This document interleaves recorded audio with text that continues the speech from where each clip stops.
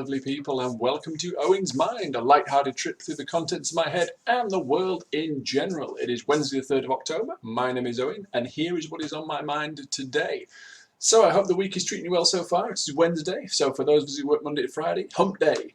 We're close to the weekend than the start of the week, which is always a good thing. For the rest of you work 7 days, I've been there too. Keep at it. Your day off will come, I'm sure. Okay, so again, I hope you're all well. I hope your week is going well. Mine's going pretty well so far. Had a good early finish today.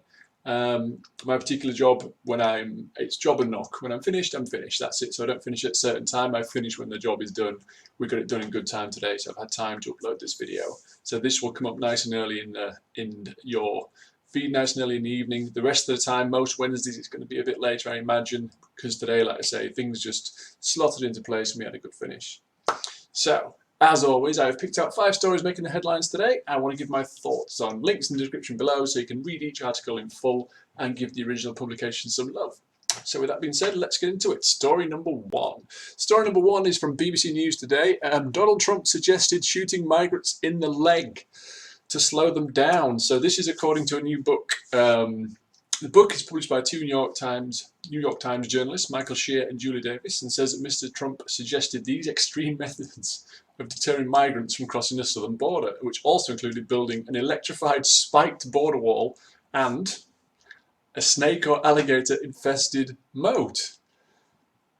Okay, so yeah, we know the border wall was a big thing he campaigned on. Funding is in place. The Pentagon has allocated £2.9 billion of military funding towards its development, and the construction on the wall has begun. I think there's 8 different designs. It goes into it in the article that that they're working on to decide which is best, and it's a wall.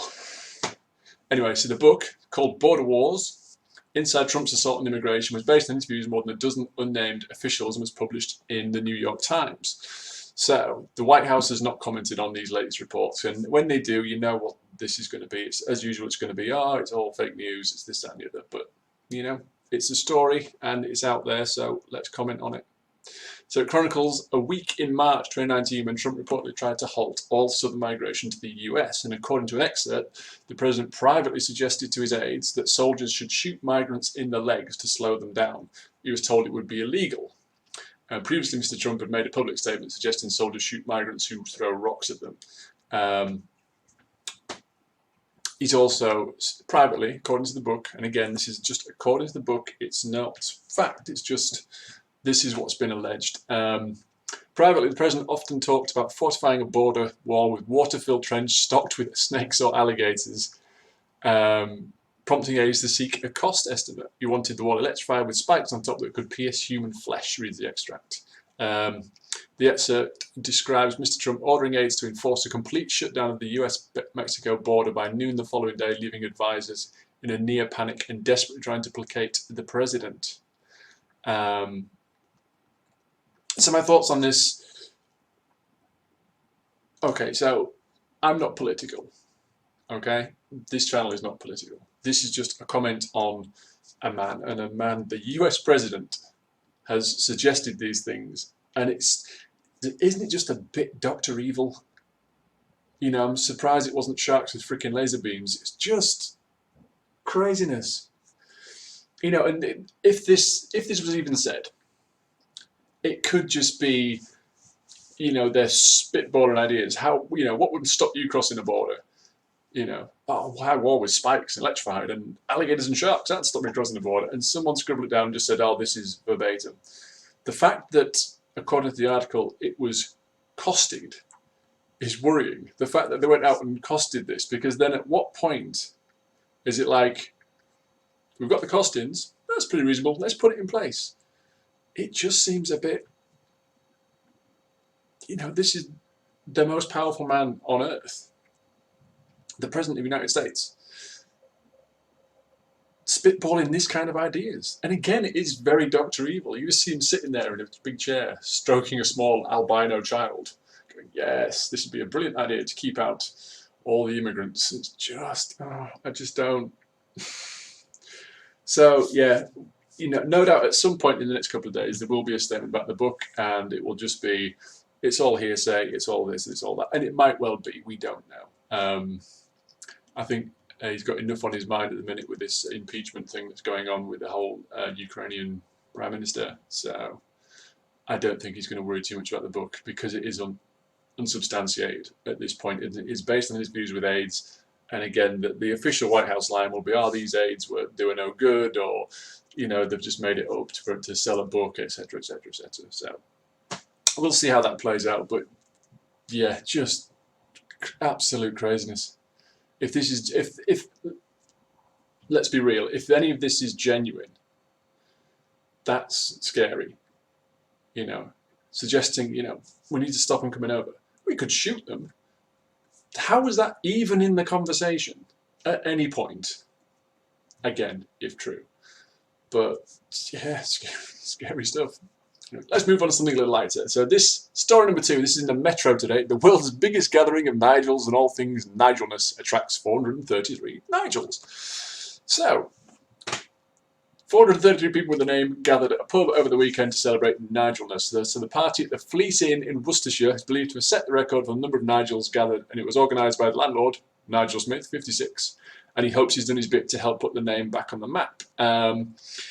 He found out in a census that there was nobody named Nigel, no babies named Nigel, born in 2016. The Office of National Statistics data suggests no babies named Nigel were born in 2016. So we got around to arranging the event this year, put up a Facebook page advertising, if you're a Nigel, come down. It went viral, and he was delighted with the turnout. So we got some 433 Nigels last night, plus another 1,000 non-Nigels who'd come along for a laugh. All Nigels were required to prove their credentials with their passport or driver's license. Anyone who did not was rewarded with a free pint. Anyone did was rewarded with a free pint and Nigel badge. Anyone else was given a non-Nigel badge. Mr. Smith said we had a singer, a busker, both called Nigel, a comedian called Nigel. We had Nigel Awards for the furthest travelled, the youngest, the oldest. We picked a collective noun for Nigels, which is called a niggle of Nigels. That's nice. The youngest Nigel there was 7 months old, so we have new Nigels coming through. The furthest travelled was a Nigel across the Atlantic just to be there. So after a couple of Nigel-free years in 2016, the Office of National Statistics showed there's been nearly 20 babies born who've been given that name over the last couple of years. So the name is it's slowly coming back. Like any name, it kind of goes in and out of fashion. The event itself also raised money, and I will give that a little shout out. Where is it? British Heart Foundation. So it had a charitable element to it as well. Brilliant. So they raised some money for the British Heart Foundation. People are precious about the name. More so usually the family name, the surname, because that's the lineage you want to keep going. But your first name is very important. You carry it forever. It is your identity. And if they're kind of dying out, then why not do this? And he did it in a fun way. As an Owen, for years and years growing up, there was me. There was me and my dad's boss. That was the only 2 Owens in my entire circle that I knew. I didn't know any other Owens in the world, no Owens at school, nowhere. And then a footballer came on the scene named Michael Owen. At that point, there was loads. All of a sudden, there's loads of Owens, but I don't know if there was a similar increase in Michaels, but all of a sudden Owen became more of a name. There's still not many celebrity Owens, I don't think. But yeah, so I've always been kind of the only one. But now there's quite a lot of me. There's quite a lot of Owens wandering about, and I'll hear it in town.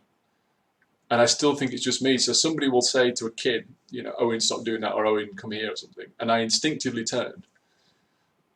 And they're talking to their kid, or the sort of teenagers now, some of them.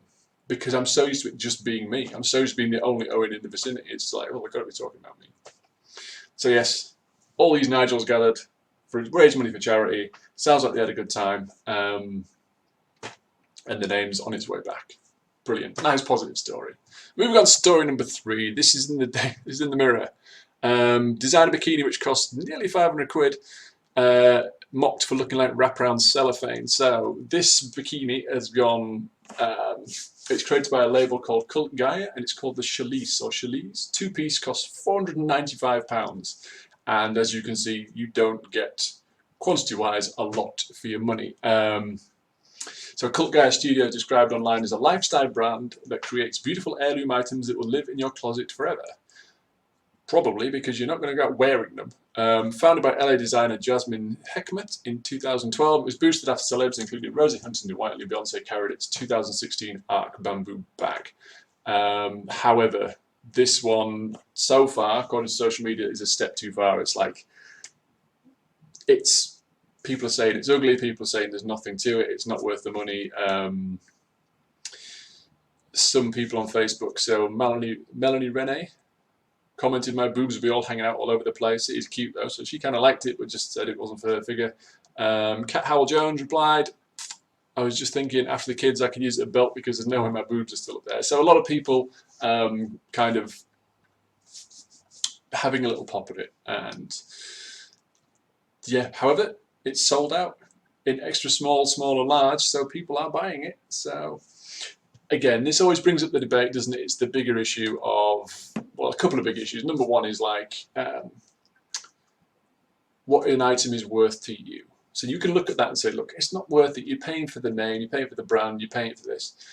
That's with a lot of things. A lot of things you're not paying for the quantity of material or the quantity of metal in a car. You're paying for the badge, you're paying for the pedigree. And again, it comes to a point, it's like, is it worth it to you? And if it is, and you spend it and you're happy with it and you get what you want out of it, so be it. And for another person, if it's not, fair enough. Just the nature of this thing is kind of, there is an issue you could obviously discuss about kind of body image, and is it a little bit promoting that kind of, the ideal, the incredibly slender looking female. And again, so all these comments on Facebook, it would be nice if a few more guys came out and said, look, my girl looks great, I don't want to see her in this. It just seems ridiculous. Is it kind of less is more thing? I don't know. For me, it's your money. If you want to dress like that, dress like that. For me, when it comes to, women will buy that because they want to, hopefully, they will buy it because they want to feel good about themselves. They're not going to buy it for the approval of anybody else. So if you can wear that with confidence and feel good about your body and feel good about yourself, then so be it. And if it's not for you, it's not for you. There is a million other bikinis out there you could buy, but you're more than entitled to give your opinion on this one, and it seems that a lot of people are not fans. So there you go. I'm sure the fact that it's selling out, the designers are going to be fine, I'm sure. So, but there you go. People had a little bit of fun with it online. So good. Story number 4. This is in MSN News today. Slip sliding away, record-breaking Malaysian water shoot unveiled. So this is a record breaker now. It was unveiled in Malaysia on Wednesday. It's 1 kilometre long that starts on a hilltop before twisting and turning through dense jungle and splashing into a pool. So it's the Escape theme park in northern Penang State. Runs for 1,111 metres. That's 3,645 feet. Has been awarded the Guinness World Record for the longest water slide where riders use an inflatable tube. So I think there's longer, but that's just you. This one you actually ride an inflatable tube. So that's why it's got the record. So riders are transported to the top by a specially constructed chairlift to get you up there. It takes 4 minutes to slide down the chute. And it passes through a rainforest inhabited by exotic creatures like birds and monkeys, and then passing over a road and ends back in the water park. The designer said the idea of the water slide came about over frustration that most fun rides and water slides last for a few seconds. And having it start on a hillside, a 70-metre elevation would take this ride, make it last a good few minutes, says Sim Chu Keng, boss of the park and operator Sim Leisure Group. So it's expected to be open to the public next month. This is what I liked about it. Building the 488-piece slide was mostly done manually without heavy machinery to avoid damaging the natural environment. So that's nice that they actually took it into account the environment. Now, people are obviously going to say, yeah, but you've now put this kilometre-long man-made thing in the environment. You can't have it both ways. Yeah, they built it. They could have built it with machinery and just tore the place up and replanted stuff, but they did their best to do it by hand to protect it in the first place. So, props to that. But yeah, it's 3 times longer than the previous record holder, which was a German one, I believe. Everyone likes the idea of breaking records and holding records. And again, it's a boon for the park, isn't it? If you can go to a park and it says, we have got the tallest the biggest, the longest, the whatever it happens to be, it does bring people in. So you can see why they've done it. Again, it's nice that they spared the environment. It is a slippery slope, no pun intended. Where does these things end? Because they're always trying to make the highest or the fastest roller coasters in particular. So at what point is enough's enough? If we're going to get one within a couple of years that's going to take 10, 15 minutes to get down and it's going to cover miles and miles of it. And I don't know. There is a limit, I know that, because there was a design student, I can't remember the story or anything, but the specifics are that he designed a suicide coaster.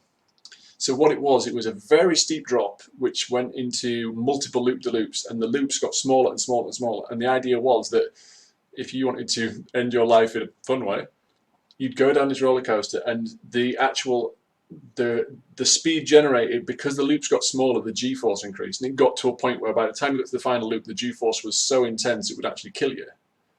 And then the thing would come into the station, and I guess they'd just tip you out into a box. But yeah, so there is a limit. There's only so much they can do. But I think there's lots of room between where they are and where that is. So we're going to see more of these things. You're going to see higher, you're going to see faster, you're going to see longer. And, you know, if water parks are your thing, it's great news for you. So why not? Moving on to our final story of the day. So this is in the Sun. Again, just a nice, sweet story here. So a Pizza Express manager waived a 12-year-old couple's dinner after they lost their money, or one of them did. Okay, so again, a post which has been shared more than 3,000 times, and the mum explained her 12-year-old son lost some of the cash he'd set aside for a meal after a fun day out in town. So, yeah, he was out in town, he lost some of his money, he went for a meal, and he texted his mum saying, you know, I'm sure, what am I going to do? So his mum rang him, and she asked to speak to the waiter or waitress to see if she could pay over the phone by a card. So it was passed on to the manager, and he said, "Well, we'll see what the bill comes to, and if it's not much over what they've got, we'll cover the difference." And she was like, "Brilliant, thanks," you know. And she was expecting a call later saying, "Oh well, they had this much, it came to this much, so can you cover this?" Anyway, the manager called him back a few minutes later and said, "You know what? Don't worry about it, we'll cover it." So he then told them to order what they wanted, they'd deal with the bill at the end. No longer worrying, they enjoyed a great meal. So what a lovely story. So a manager waived the whole bill, said, "Put away your money, dinner's on us." And it's, you know what I mean, it's just a lovely story. So look, many people have praised the kind deed on social media. Finn P. Goddard said, "Thank you for sharing such a beautiful story. Generosity and kindness is a gorgeous gift, and one which your lovely son and girlfriend will remember always." Maureen Ferry May said it, "It's a beautiful story, and just goes to show that not all big companies are all about profits, but customer care and experience." So again, you know what? It's just a lovely story. You know, the manager saw 2 kids, and the mum came on the phone and said, "Look, we want to be responsible. This is what's happened." And the manager was like, "Yeah, we've got this." It's just a nice story. It's a Pizza Express, and so in my heart, if it doesn't say in the article, but in my heart I'm like, please tell me they kind of ordered spaghetti and did the Lady and the Tramp thing, because it'd just be sweet. But yeah, it's nice when somebody just does that. They don't need to do that. Mum had offered to pay, and he could have easily he could have been polite and nice over the phone and said, "Yeah, whatever it is, we'll sort out between us." But he just went, "Nah, don't worry about it. Don't worry about it." It means very little to the restaurant from a sort of bottom line financially, but it means a huge amount to this family and these kids just out having a good time. So wonderful, wonderful story. So nice one to end on. So another video is going up on Sunday. I'm hoping to do a Joker review on Saturday night because I've been looking forward to this. I've booked tickets because I think it's going to sell out in a cinema near me. So I'm going to go and check that out just because I've been really anticipating this movie. But if I think it's worth a thought, I will put a video up. But my next main video is coming on Sunday, definitely. 5 more stories for you. So that's it, guys. Links to all the stories I've discussed today can be found in the description below, so feel free to go and check them out. Let me know what you think about this video and tell me, would you ride that water slide, or is it an absolute no-no for you? Or are you that kind of thrill seeker? It's like, yes, definitely. Answers in the comments, please, along with any thoughts you'd like to share. These were mine. They're not necessarily important. They're not necessarily right or wrong. They're just what was on my mind. So until next time, bye for now.